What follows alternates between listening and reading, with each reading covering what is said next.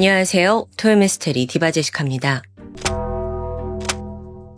오늘은 지난 2024년 일본을 떠들썩하게 만들었던 유명한 사건을 가져왔습니다. 최근 재판이 진행되면서 자세한 내막이 공개되었는데요. 여러분, 저는 사실 사건이 터지고 바로 진행하기보다는 이렇게 디테일한 내용이 어느 정도 공개되고 나서 진행하는 걸 선호합니다.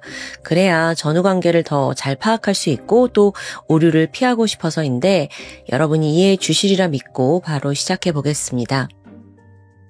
2024년 5월 8일 새벽 3시 10분. 일본 도쿄 신주쿠의 고급 타워 맨션에서 여성의 날카로운 비명소리가 울려 퍼졌습니다. 이 소리에 잠에서 깬 주민들이 하나 둘씩 뛰쳐나왔죠. 상황을 보니까 25살의 젊은 여성 히라사와 토시노가 중년의 남성에게 붙잡혀 실랑이 중이었습니다. 그런데 남성이 하는 말이 크게 들려와요. 내 돈 돌려줘! 난 스토커 아니잖아! 계속해서 돈을 내놓으라고 윽박을 지르는 거예요. 이때 붙잡혀 있던 여성 토시노는 가방을 던지면서 막 거세게 반항했지만 소용없었습니다. 오히려 남자는 양팔로 그녀의 몸을 꽉 붙잡고 옴짝달싹 못하게 결박하고 있었죠. 그 사이 주민들이 막 몰려들었어요. 남자도 당황했고요. 그렇게 금세 결박을 풀어줄 듯 보였는데 잠시 후 갑자기 그는 품에서 10cm짜리 과도를 꺼냅니다. 그리고 대처할 틈도 없이 토시노의 얼굴과 목, 가슴까지 18차례 쉬지 않고 공격했습니다. 중간에 칼날이 똑 부러져요. 그런데도 여전히 멈추지 않고 부러진 칼로 연신 공격을 이어갔죠. 게다가 또 다른 칼도 꺼내들더라고요. 아니, 완전히 광기 어린 그런 장면이에요.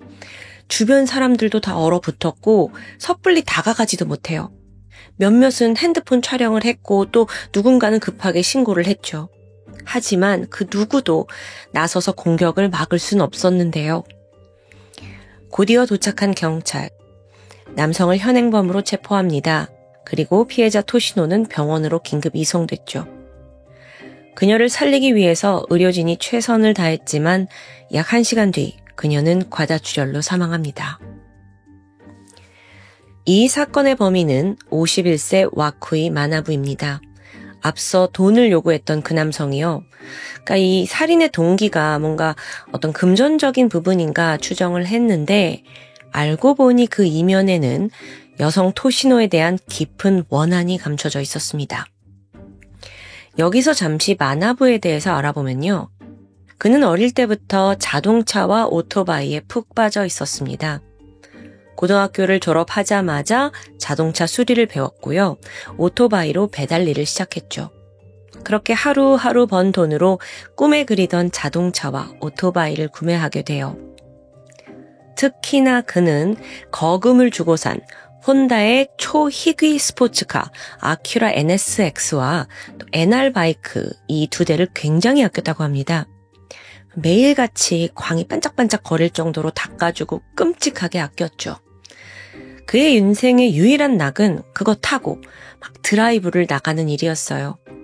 종종 멋진 곳에 가서 사진 찰칵 찍어서 자랑을 하는 것도 취미였고요. 그러던 2018년 마나부에게 새로운 관심사가 생깁니다. 그게 바로 K-팝 걸그룹 트와이스였어요. 그는 매일같이 트와이스 영상을 찾아봤고 또 팬클럽에도 가입합니다. 종종 트와이스를 좋아하는 이 팬들끼리 만나서 친목을 다지기도 했고요. 그러던 어느 날 이 모임에서 아름다운 젊은 여성을 만나게 됩니다. 그게 바로 토시노였어요. 자, 토시노. 그녀는 과거 긴자에 있는 고급 캬바쿠라에서 호스티스로 일한 적이 있습니다. 하지만 그 마나부를 만났을 당시에는 걸스바를 운영하고 있었어요. 걸스바. 이게 다소 좀 생소한 개념일 수 있는데요. 일본 유흥업소 중 한 종류예요. 약간 일반 술집과 캬바쿠라의 중간 형태라고 볼 수 있죠. 캬바쿠라는 호스티스가 바로 옆에 앉아가지고 이렇게 술도 따르고 뭐 대화도 해주잖아요. 그러는 반면에 걸즈바는 마치 이 바텐더가 이렇게 즐비해 있는 것처럼 카운터를 사이에 두고 여성들이 돌아가면서 손님과 대화를 나누는 방식이죠. 그만큼 캬바쿠라보다는 가격이 비교적 저렴한 편이고 또 대중적인 인기를 누리고 있다고 합니다. 걸스바를 운영하고 있던 토시노는 특히나 대화를 이끌어가는 능력이 탁월했어요. 그런 그녀가 이 트와이스 아이돌 팬클럽 모임이 나왔잖아요. 그러니까 거의 분위기를 주도하는 거죠. 끝나고서는 화기애애한 술자리가 이어졌고 마나부는 그렇게 능수능란하고 리더십 있는 그녀의 모습에 반하게 됩니다. 그렇게 팬클럽에서 만난 두 사람은 약 3년간 좋은 친구 사이를 유지합니다. 그러면서도 종종 데이트를 즐기긴 했어요. 그러다 어느 날 토시노가 우리 가게 한번 놀러와라 라고 권유를 해서 마나부 인생 처음으로 걸스바에 방문하게 되는데 그는 술을 즐기는 편은 아니었습니다. 근데 상관없었죠. 왜냐면 어차피 토시노를 볼 목적이 컸기 때문이에요. 그렇게 걸스바에 가면 토시노가 이제 특유의 친화력을 발휘해서 마나부한테 와쿠찡, 와쿠 이렇게 귀여운 애칭을 불러줬대요. 굉장히 살갑게 대해주는 거죠. 사실 생각해보면 이때 마나부, 그러니까 남성의 나이가 이미 40대 후반입니다. 토시노는 젊은 여성이고 두 사람 나이 차이가 26살이나 나요. 그런데 마나부는 그저 행복했죠. 지난 3년간 친구 사이도 됐고 또 가게에도 놀러가면 자기한테 너무 잘해주고 그러면 이제 남자가 좀 착각을 할 수 있잖아요. 그래서 결국에는 2021년 마나부는 이 여자가 자기한테 분명 이성적인 호감이 있기 때문에 이 관계가 이어져 온 거다라고 생각을 했고 드디어 그녀에게 사랑을 고백한 후 프로포즈를 합니다. 지금 여러분 이거 토시노가 난색하면서 거절할 거다라고 생각하셨죠? 아니요. 그녀는 되려 이렇게 대답합니다. 너무 고마워요. 그런데 당신의 인생을 걸어주면 내가 결혼을 생각해 볼게요. 인생을 걸면 결혼을 승낙하겠다는 거예요. 아니, 그럼 도대체 마나부가 어떻게 인생을 걸어야 할까요? 어떻게 해야 만족을 하는 거냐고요. 혼자 고민하던 그는 결국 자기 인생의 전부이자 애지중지 아꼈던 차와 오토바이를 처분하기로 합니다. 여기서 잠시 그의 과거에 대해서 좀 짚고 넘어갈게요. 사실 그는 30대 중반에 한 차례 결혼을 한 적이 있습니다. 그러다가 5년 만에 이혼을 했죠. 표면적인 이유는 성격 차이였다라고 하지만 이 사람이 그때 이제 차에 너무 미쳐 있어서 결혼 생활을 이어가지 못하고 결국 이혼했다라는 소문이 있었습니다. 근데 그랬던 남자가 토시노를 위해서 차를 판다고요? 2021년 11월입니다. 차와 오토바이 다 처분하고 1,600만 엔, 한화로 1억 6천만 원 정도가 마련됐어요. 게다가 결혼 준비에 더 박차를 가하는데요. 부모님 집을 담보로 해서 400만 엔, 그러니까 한 4천만 원 정도의 대출을 받게 된 거예요. 이런 아들의 모습을 보는 마나부 아버지는 너무 걱정되죠. 그런데 아들은 아버지 걱정하지 마세요. 저는 진짜 제 인생의 동반자를 만났고요. 또 걔 되게 착하고 성숙해요. 걱정 마세요. 그래도 아버지는 쉽사리 마음이 놓이지 않습니다. 왜냐면 사실 아버지는 이 여자를 한 번도 본 적이 없어요. 집에 데려온 적도 없거든요. 근데 아들이 막 혼자 신나서 결혼 준비를 하는 거야. 한편 그렇게 두둑한 현금을 준비한 마나부는 당당히 토시노를 찾아가요. 나는 너를 위해 인생을 다 걸 준비가 돼 있다 라고요. 당시 토시노는요. 마침 7개월 전인 2021년 4월 도쿄 우에노 지역에 걸즈바를 새롭게 오픈한 상태였어요. 근데 이 가게가 장사가 잘 되지 않았던 거예요. 그래서 어쩔 수 없이 업종을 캬바쿠라로 변경하게 되는데요. 앞서 걸스바는 캬라쿠바보다 조금 더 가격이 저렴하다고 했잖아요. 그러니까 캬라쿠바는 아무래도 좀 한번 가게 되면 많은 돈을 지출해야 합니다. 그래서 여기를 찾아가게 되는데 토시노가 마나부에게 좀 무리한 부탁을 합니다. 나를 정말 많이 사랑한다면 샴페인 타워를 주문해달라고 부탁한 거예요. 자, 샴페인 타워가 뭐냐? 이건 이렇게 여러 층으로 잔을 쌓아 올린 건데요. 위에서부터 샴페인을 부으면 아래로 축축축 떨어져가지고 이제 다 차게 되잖아요. 애초부터 이 술 자체를 굉장히 비싼 샴페인을 시킵니다. 이게 뭐 한화로 수백만 원에서 수천만 원을 호가하고요. 그게 즉각적으로 호스티스의 매출과 직결되죠. 그렇게 부탁을 거절할 수 없었던 마나부는 총 3번 900만 엔을 지출합니다. 여러분 이게 한국 돈으로 9천만 원에 달하는 돈이에요. 와. 심지어 그중에 남은 현금을 또 토시노에게 그대로 건넸고요. 자, 이제 남은 건 꿈에 그리던 결혼이에요. 하지만 마나부의 희망은 완전히 무너졌죠. 돌연 토시노가 이제 더 이상 만나고 싶지 않아요 라면서 이별을 통보한 거예요. 물론 제 3자 입장으로선 어쩌면 이건 예고된 이별이겠죠. 근데 마나부는요? 마나부는 한순간에 돈과 사랑, 자동차까지 모든 걸 잃었습니다. 배달 일에 사용하던 오토바이까지 팔아서 일을 못해요. 그날 이후 마나부는 우울함과 좌절감에 그냥 집에 틀어박혔습니다. 처음에는 내가 뭘 잘못했나? 계속 자책을 해요. 그런데 시간이 지나면서 아무리 봐도 내가 잘못한 게 없거든. 그러니까 분노는 오직 한 사람, 토시노에게 향했죠. 그래서 최소한 내가 준 돈이라도 돌려받자 라는 심정으로 매일같이 가게에 찾아가 난동을 부렸습니다. 그러니 토시노도 스트레스를 받잖아요. 그래서 견디다 못해 영업시간을 조정해버려요. 예약 손님이 있을 때만 문을 열어주고 그 외에는 그냥 가게 문 닫고 자기도 집에서조차 나오지 않는 거예요. 자, 상황이 이렇게 되니까 마나부가 계획을 바꿉니다. 그녀의 집을 찾아내서 근처를 맴돈 겁니다. 토시노가 종종 이제 집에만 있다 보니까 자기 SNS 라이브 방송을 켜서 소통을 했어요. 근데 물론 이 또한 약간 호객 행위의 일부였죠. 여기서 또 손님을 만나가지고 자기 가게로 오게 하려고요. 근데 이 라이브 방송에서 얼핏 노출된 풍경을 이제 마나부가 끝까지 막 분석을 해가지고 결국 집 주소를 알아내요. 이후에 며칠간 잠복하면서 정확한 아파트 호수까지 알아냈고요. 어느 날 토시노가 아무 생각 없이 자기 집 문을 열고 탁 나갔는데 집 앞에 모스카토 와인 2병이 놓여 있었습니다. 그러면서 옆에 메시지가 하나 있어요. 내가 와인을 두고 갔어.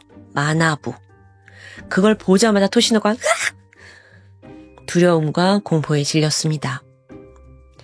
2021년 12월 참다 못한 토시노는 그때 당시 동거 중이고 또 약혼 중이던 남자와 함께 경찰서를 찾아가서 신고를 접수합니다.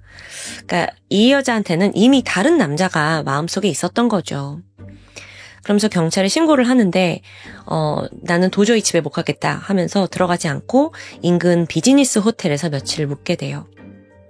경찰은 일단 서면으로 경고를 했습니다. 네, 마나부, 당신 이제 접근하지 마세요. 그러면 자꾸 그러신 범죄입니다. 네, 마나부는 아니요. 저는요, 제가 준 돈을 받고 싶었을 뿐이에요. 전 스토커가 아니에요. 그래서 경고장을 들고 직접 경찰서를 찾아와서 막 억울함을 호소했지만 또 수사팀에서는 그렇게 귀를 기울이지 않아요. 그냥 아이고 알겠으니까 스토킹은 하지 마세요. 네. 이 상황에서 마나부는 포기하지 않았습니다. 오직 내 돈을 돌려받아야 한다라는 일념하에 그 다음 해인 2022년 5월 25일 당당히 캬라쿠바를 찾아가요. 토시노가 운영하는 캬라쿠바요. 그녀를 마주하자마자 저 남자 또 왔어! 막 비명을 질러요. 진절머리 난다면서 바로 경찰에 신고를 하는데요. 이번 건으로 인해서 마나부는 스토커법 위반으로 유치장에 갇히게 됩니다. 아무리 그간의 사정을 말해도 믿는 사람이 없어요. 근데 사실 그도 그럴 게 돈에 대해서는 토시노가 이미 저 사람이 나한테 낸 돈은 우리 가게 이용료를 선불로 낸 거다라고 말을 했기 때문이에요. 마나부는 너무 억울하죠. 나는 사실 결혼을 전제로 그 돈을 준 건데. 이때 경찰은 당신 변호사와 상담을 해라 라고 냉정하게 조언했지만 사실 그 당시에 마나부는 이미 거액의 빚을 지고 있는 상황이었어요. 대출도 받았으니까. 그래서 변호사한테 찾아갈 돈이 없는 거예요. 게다가 이 두 사람 사이에 공식적인 차용증이 있는 것도 아니잖아요. 그러니까 증명할 방법도 없었죠. 답답합니다. 마나부는 20일 만에 기소유예로 풀려나긴 했지만 이후 1년간 접근 금지 명령이 내려집니다. 이후로 365일 마나부는 더 이상 그녀를 찾아가지 않았습니다. 그러면서 토시노도 서서히 회복해요. 아, 이제 그 남자도 나 잊고 다른 여자한테 빠졌을 거야. 이렇게 생각을 했고 점점 기억에서 잊혀져 갔죠. 그러다 1년이 딱 지난 2023년 5월입니다. 접근 금지 명령이라는 걸 갱신할 수가 있대요. 그런데 토시노는 1년간 얼굴 한번 못 봤으니까 이제는 다 끝났겠지 생각을 해서 그걸 하지 않게 돼요. 갱신 안 합니다. 그리고 나서 토시노는 이제 계속 걸스바, 캐라쿠바 운영을 했는데 이게 너무 이제 진절머리 난 거예요. 그래서 이걸 끝내고 자기의 예쁜 외모를 이용해서 뭔가 모델이나 연기자 또는 인플루언서가 되는 꿈을 꾸게 됩니다. 그래서 가게 팔고 댄스 학원 다니고 보컬 레슨을 받고 있었어요. 물론 연예계 데뷔가 호락호락하지 않죠. 안타깝게도 백수 생활이 이어졌고 또 호스티스 시절에 워낙 돈을 많이 쓰다 보니까 돈이 모이질 않습니다. 결국 2024년 3월쯤에는 만나고 있던 약혼자도 이별하게 되죠. 그렇게 상황이 좋지 않게 된 토시노가 이때쯤 선택한 방법이 바로 또다시 SNS 라이브였어요. 어떻게든 인플루언서가 되면 길이 열리리라 생각한 거예요. 하지만 이 선택이 어떤 결과를 불러올지는 미처 생각지 못했습니다. 라이브 방송을 시작한 이후 그동안 숨죽이면서 살던 마나부가 어느덧 방송에 들어오기 시작해요. 그리고 은밀히 그녀를 지켜보기 시작했죠. 무슨 말을 하나? 어떤 표정을 짓나? 처음에는 이 여자가 이제 직장도 없다, 가게 팔았다, 돈도 없다, 나 약혼자도 없다 하니까 처량한 신세인 것 같아서 동정심이 들었대요. 그래서 옛 정에 그냥 몰래 방송을 보던 어느 날이었어요. 2024년 5월 7일 라이브 방송이었습니다. 토시노가 방송에서 과거 제가 만났던 사람이 있는데요 하고 그 이야기를 털어놓게 돼요. 그 사람이요? 저를 완전히 정신적으로 힘들게 했다니까요? 아니, 내가 위자료를 받아야 되는 거 아니야? 나 진짜 그때 너무 고통스럽잖아. 그 남자 정말 기분 나쁜 사람이에요. 방송에서 직접 이름을 언급하진 않았어요. 하지만 듣고 있는 마나부는 직감적으로 자기 이야기를 하고 있다는 걸 눈치챘죠. 그리고 그동안 잘 참아오고 있던 분노가 순식간에 터지기 시작합니다. 내 삶을 네가 이렇게 망가뜨려 놓고 조롱까지 해? 더 이상 참을 수 없었고 이참에 아직 못 받은 돈 그리고 사과까지 받아내야겠다고 결심을 해요. 그러면서 2개의 과도를 챙겼죠. 아버지, 저 좀 나갔다 올게요. 그 짧은 인사를 남긴 채 그는 신주쿠로 향했습니다. 그리고 토시노가 살고 있는 고급 맨션 근처에 차를 세우고 몇 시간을 기다렸죠. 5월 8일 자정이 약간 넘은 시간입니다. 토시노가 라이브 방송을 켰어요. 아무것도 모르는 그녀는 여러분 안녕 웃고 떠들면서 방송을 즐겼죠. 그리고 3시간쯤 지나고 나서 저 이제 좀 피곤해서 또 편의점에 가서 먹을 것도 좀 사야 되고 이제 여러분 다음에 만나요. 방송을 딱 끄게 돼요. 마나부 이걸 다 보고 있었어요. 그리고 이때가 기회였죠. 잠시 후 집을 나서는 토시노 앞에 마나부가 떡하니 등장합니다. 토시노 너무 깜짝 놀라서 깍 비명 지르고 막 황급히 도망치려 한 거예요. 근데 이때 마나부가 재빨리 머리채를 잡으면서 그의 소나기에 잡히고 말았죠. 토시노가 가방 던지면서 저항했지만 그 남자의 양팔이 몸통을 강하게 붙잡았습니다. 그 마나부의 힘이 이때 얼마나 셌냐면요. 나중에 부검돼 보니까 갈비뼈가 다 부러졌더라고요. 당시에 마나부는 내 돈 돌려달라고 소리쳤죠. 근데 막 이때 이웃들이 몰려들어요. 그리고 붙잡혀 있는 토시노는 막 거세게 저항하고요.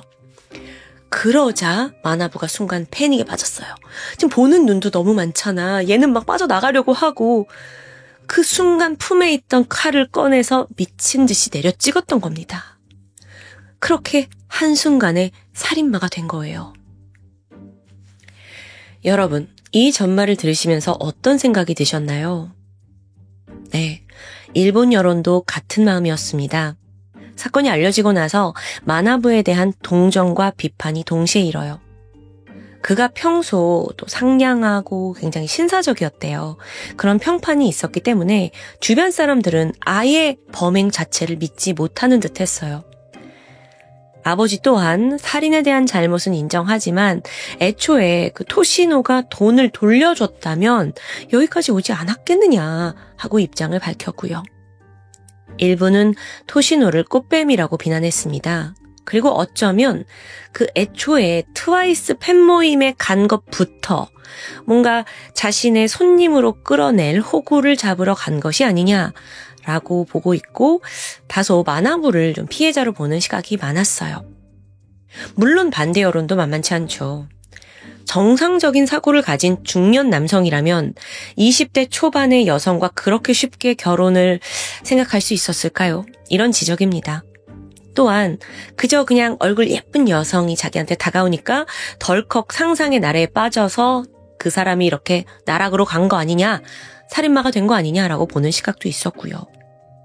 실제로 조사를 해보니까 토시노가 정확히 돈을 요구했다는 객관적인 증거는 없습니다. 그저 인생을 걸어주면 결혼할게요 라는 말에 올인, 자기 재산을 다 베팅한 건 마나부였어요. 그녀의 말을 자의적으로 해석해서 차, 오토바이 다 팔고 대출도 받았죠? 나중에 보니까 토시노가 아무리 그래도 오토바이는 팔지 마라 라고 만류했다고 합니다. 근데 마나부가 희죽희죽 거리면서 나 어차피 나이 많아서 오토바이를 그만두려고 했어. 고집을 부렸대요. 또한 술집에서 비싼 샴페인 3번이나 터뜨렸잖아요. 그리고 남은 현금 다 줬고요. 이때도 토시노조차 당황을 해서 아니다. 우리 집 매상은 됐으니까 이 돈은 나한테 줄 필요 없다 했지만 마나부는 일방적으로 이제 돈을 건넸다고 합니다. 그러니까 이때 마나부 생각은 내 와이프가 될 사람이니까 하고 그냥 건넨 것 같아요. 사실 이건 좀 완벽한 착각이죠. 재판이 시작되었습니다. 검찰은 이 모든 게 마나부의 과대망상에서 비롯된 스토킹, 살인이었다고 판단을 했고요. 이에 따라 징역 17년을 구형해요. 하지만 마나부 측 변호사는 이건 너무 과하다라면서 징역 11년을 주장했죠. 2025년 7월에 열린 1심 재판에서 양측이 첨예하게 대립했습니다. 재판부는 피해자 토시노에게도 여성에게도 일부 잘못이 있는 것 같다라고 보았는데요. 왜냐하면 결혼 프로포즈를 했는데 거기에 대한 모호한 태도를 보여서 많은 돈을 이득을 취했고 또 SNS에 공개적으로 이 남자에 대해 모욕한 건 부적절하다라고 지적을 한 거예요. 하지만 그랬다고 살인을 정당화할 순 없습니다. 결국 마나부에게는 징역 15년이 선고됐습니다. 최후 변론에서 그는 체념한 듯 아무 말도 내뱉지 않았어요. 하지만 그게 죄책감을 느끼거나 후회는 아닌 것으로 보입니다. 왜냐하면 그는 단 한 번도 유족에게 사과하지 않았기 때문이죠. 25살 어리고 예쁜 젊은 여성과의 결혼을 꿈꾸던 50대 중년 남성. 그 꿈이 하루아침에 무너지자 마나부는 광기 어린 집착을 보였습니다. 애초에 그가 품었던 감정이 저는 정상적이지 않았다고 좀 판단이 돼요. 결국 돈과 사랑, 오해와 집착으로 얽힌 두 사람의 관계는 비극으로 막을 내렸습니다.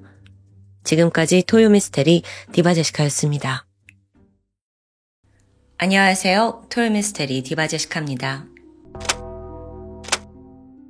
21살의 여성 미호. 그녀는 일본 도쿄 아키하바라에 있는 귀청소 가게에서 일하고 있었습니다. 귀청소 가게? 이게 우리에겐 다소 생소한 개념이에요.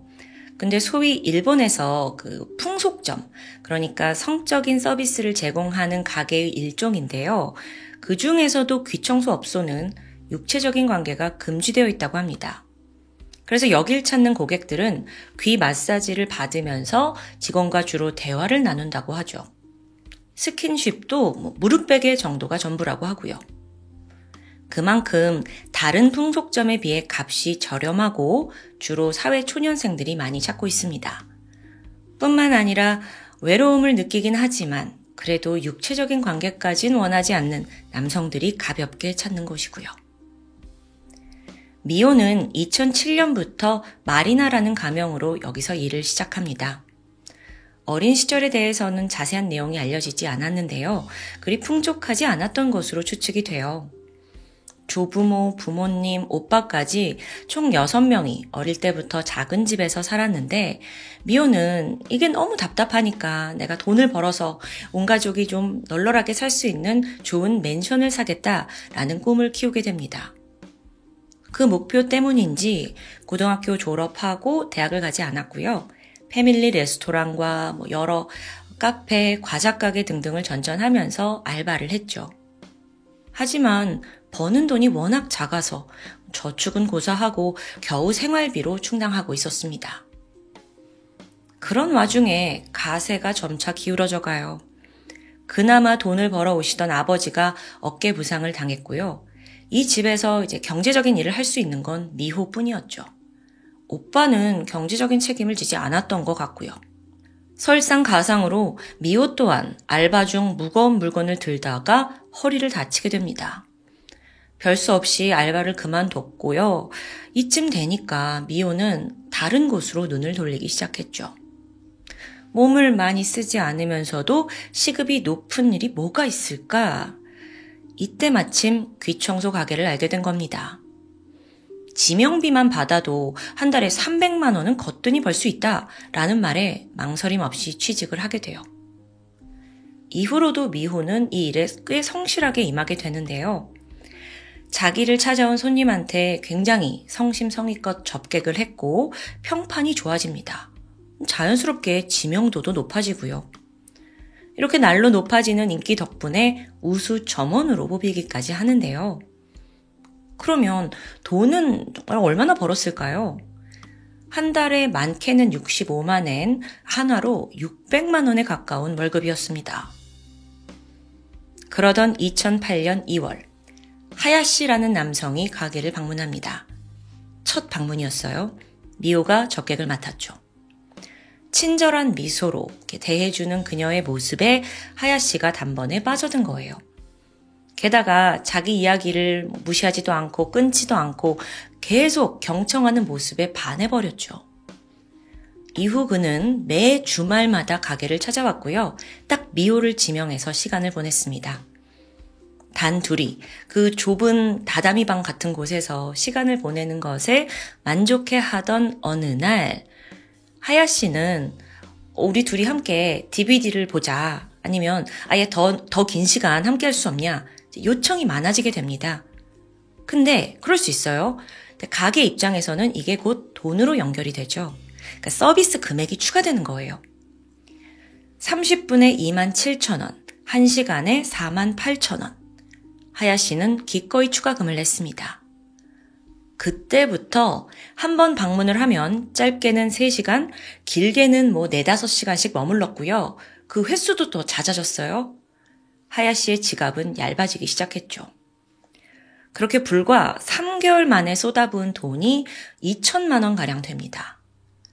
앞서 이 가게가 그래도 좀 가격이 싸서 젊은 층이 많이 찾는다고 했잖아요. 그런데도 2천을 날린 거예요. 여기서 잠깐 그에 대해 알아보면 풀네임은 하야시 코지입니다. 나이는 41살, 이 아키하바라에서 약 40km 떨어진 치바현에서 혼자 살던 중년 남성이었죠. 그는 지난 20년간 배전 설비 설계 회사의 주임으로 근무를 했는데요. 그러면서 거의 1억이 넘는 돈을 모았어요. 사실 이게 하야시가 이렇다 할 친구도 없고 그렇다고 취미도 없다 보니까 거의 평생 일만 하고 산 거예요. 게다가 또 지병으로 류마티즘이 있어서 애초에 결혼이나 연애에 자신감이 없었고요.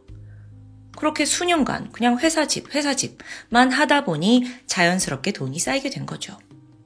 정말 지루할 정도로 평범한 날들을 보내던 어느 날 우연히 들어간 그 귀청소 가게에서 미호를 만나게 된 겁니다. 즉 다시 말하면 그에게 미호는 아주 특별한 존재였어요. 거의 이건 40년 인생에서 자기 인생을 완전히 뒤흔드는 아주 거의 번개 같은 경험이나 다름없는 거죠. 이렇게 친절하고 나한테 다정한 여자를 전에 만난 적이 없어요. 두 사람이 나눈 대화 중에 이런 게 있었는데요. 미호가 자기가 아끼는 병아리 인형이 있는데 이제 이름을 좀 지어달라라고 부탁을 하게 돼요. 그래서 하야시가 이제 생각을 한 끝에 피오키치 어때? 라고 지어주게 되거든요. 미호가 너무 예쁘다 고마워했죠. 하야시는 이 일에도 의미를 부여합니다. 그러니까 자기가 미호한테 굉장히 특별한 사람이 된 것 같은 거예요. 그리고 동시에 미호 역시 자신에게 비슷한 감정을 품고 있다는 착각에 빠지게 되죠. 하야시는 가게를 방문할 때마다 먹을 걸 사왔어요. 그리고 미호에게 함께 먹자고 제안을 했고요. 약간 연애하는 감정을 느끼고 싶었던 것 같아요. 근데 그러다가 미호가 저는 이미 밥을 먹었다 라고 거절을 하면 약간 빈정이 상하게 됩니다. 아니 내가 미리 예약하고 왔는데 내가 밥 사올 거 몰랐나? 왜 밥을 미리 먹지? 이런 속상함이 들면서 눈물까지 흘리게 되죠. 이런 상황이 반복이 되니까 미호 역시 하야시 저 손님이 좀 특별한 감정을 품고 있구나 눈치챕니다. 그런데 당연하게도 그녀에게 하야시는 단순한 고객이에요. 애초에 20살 이상 차이 나는 남성에게 미호가 호감을 느끼기 어렵잖아요. 근데 볼 때마다 하야시는 나에 대해 어떻게 생각하냐 막 묻고요. 그럴 때마다 미호는 저랑 그래도 가장 가까운 사이 좋은 고객님입니다 라고 선을 그었어요. 근데 이후에도 하야시의 집착은 꽤 집요했죠. 수시로 자기 머리 쓰다듬어 달라고 하고 손을 잡아달라는 요청을 합니다. 여기에 미호가 조금이라도 머뭇거리면 막 눈물을 흘리고요. 이러니까 미호도 점점 지쳐가요. 그런데 사실 하야시는 이 미호만이 아니라 이 가게에서 가장 큰 수입원이었습니다. 미호도 덕분에 급여가 많이 올랐어요. 오직 이 귀청소 가게에서 돈을 많이 모으는 게 목표였던 그녀에게 하야시는 껄끄럽긴 해도 결코 놓쳐서는 안 되는 VIP 고객이었죠. 그러던 2008년 7월 15일, 이날은 미호의 생일이었습니다. 하야시로서는 이날을 절대 그냥 보낼 수 없잖아요. 가장 먼저 축하해주고 싶은 그런 마음에 미호 출근 시간인 낮 12시에 맞춰 예약을 가장 먼저 넣습니다. 생일 선물도 준비했고요. 그렇게 하야시가 설레는 마음으로 아키하바라로 향했는데 얼마나 서둘렀는지 예약보다 30분 일찍 도착해요. 그래서 일단은 그냥 역 주변에서 시간을 때우기로 했죠. 그런데 마침 이때 우연히 역에서 나오는 출근길에 미호와 마주친 겁니다. 하야시는 너무 반가운 마음에 미호 막 이러면서 인사하고 어떻게 이렇게 만날 수 있냐 우리 같이 가게로 가자 라고 하게 되는데 이 상황이 미호에게는 너무 당황스러웠어요. 사실 보면 이전까지 늘 방 안에서만 만나던 손님이잖아요. 근데 이렇게 대낮에 사람 많은 데서 막 이렇게 아는 척을 하니까 좀 민망한 거예요. 게다가 미호는요, 과거에 스토킹을 당한 그런 아픈 과거가 있습니다. 그러니까 더 놀란 거예요. 그래서 막 얼굴이 빨개지면서 잠깐만요 하면서 막 그를 피하고 가게 돼요. 나 준비할 게 너무 많다. 막 뛰어가서 가게로 달려갔죠. 그리고 점장에게 두려움을 호소합니다. 저기요, 저 하야시 씨가 저를 스토킹하는 것 같아요. 그러니까 미호도 무서운 마음에 오해를 한 거죠. 근데 사실 점장도요. 최근 미호를 향한 이 하야시의 태도가 점점 좀 선을 넘고 있는 게 아닌가 우려하던 참이었어요. 그래서 일단은 해결책을 우리 한번 생각해보자 라고 미호를 달랬죠. 그런데 여기서 문제가 있습니다. 하야시가 이 가게 문 밖에 서 있었던 거예요. 그래서 그 두 사람의 대화를 모두 듣게 됐죠. 그러니까 살짝 열린 문틈 사이로 소리가 새어나간 것 같아요. 순간 하야시는 지금 자기가 스토커로 오해받았잖아요. 여기에 충격을 받게 됩니다. 막 손이 부들부들 떨리고 너무 충격적이어서 그 길로 발길을 돌려 집으로 돌아갔죠. 이후 3주간 가게를 전혀 찾지 않았습니다. 하야시가 이제 가게를 찾아온 첫날 이후로 거의 처음 있는 일이었어요. 하야시는 나는 이제 다시는 미호한테 가지도 않고 돈을 쓰지도 않겠다 결심을 해요. 근데 시간이 점점 지날수록 분노도 좀 사그라들고 또 미호에 대한 그리움이 커지는 겁니다. 그러면서 이제 이 사람이 종종 미호가 쓰는 블로그를 염탐하기 시작하는데요. 마침 3주 정도 지났을 시점에 최근에 미호가 업로드한 사진이 있었어요. 그게 피오키치 사진이더라고요. 그 하야시가 이름 붙여준 병아리 인형이요. 이걸 본 하야시가 순간 이거 미호가 보내는 암호겠구나 라고 생각합니다. 그러니까 자기를 보고 싶어서 이런 식으로 암호를 보낸다고 또 착각을 한 거죠. 흥분한 그는 바로 다음날 예약을 잡았습니다. 오랜만에 하야시와 미호가 만났고 또 다행히 오해를 풀게 돼요. 내가 너랑 점장과 하는 대화 들었는데 나는 스토커 아니다. 막 눈물로 해명을 했죠. 이걸 들으니까 미호도 좀 미안하잖아요. 그래서 내가 잘 모르고 너한테 상처를 줬다. 고개 숙여 사과합니다. 그리고는 하야시 씨가 스토커가 아니라 정말 다행이에요. 하고 따뜻하게 웃어 보이는데요. 순간 하야시의 분노가 사르르 녹아내려요. 그리고 이때부터 그전보다 훨씬 더 많은 시간과 돈을 미호에게 쏟아붓기 시작했죠. 주말엔 무려 7시간씩 미호를 독점했고요. 매주 100만 원가량을 미호를 위해 썼어요. 점점 금액이 이렇게 커지니까 월급의 대부분을 쏟아부은 거예요. 하지만 문제는 또 발생합니다. 그만큼 자기가 돈 낸 만큼 미호에게 요구가 커지는 거죠. 핸드폰 번호 좀 알려달라. 밖에서 따로 만나자. 함께 호텔에 가자까지. 미호가 가게 방침상 그건 안 된다. 우린 그런 가게 아니다. 거절을 해도 통하지가 않습니다. 갈수록 미호도 스트레스가 극에 달했고요. 결국 하야시를 피하기 위해 방법을 찾던 중 미호는 아예 다른 지점으로 이동하기로 결심해요. 사실 예전에도 종종 신주쿠 지점으로 지원을 나간 적이 있었어요. 그래서 점장한테 나 좀 거기로 보내달라라고 부탁을 하죠. 그리고 며칠 후 가게를 찾아온 하야시가 미호를 보자마자 말합니다. 미호, 신주쿠점에 지원 간다며? 나 미호가 가는 날에 맞춰서 예약 나도 넣어놨잖아. 우리 같이 가자? 정말 무섭죠.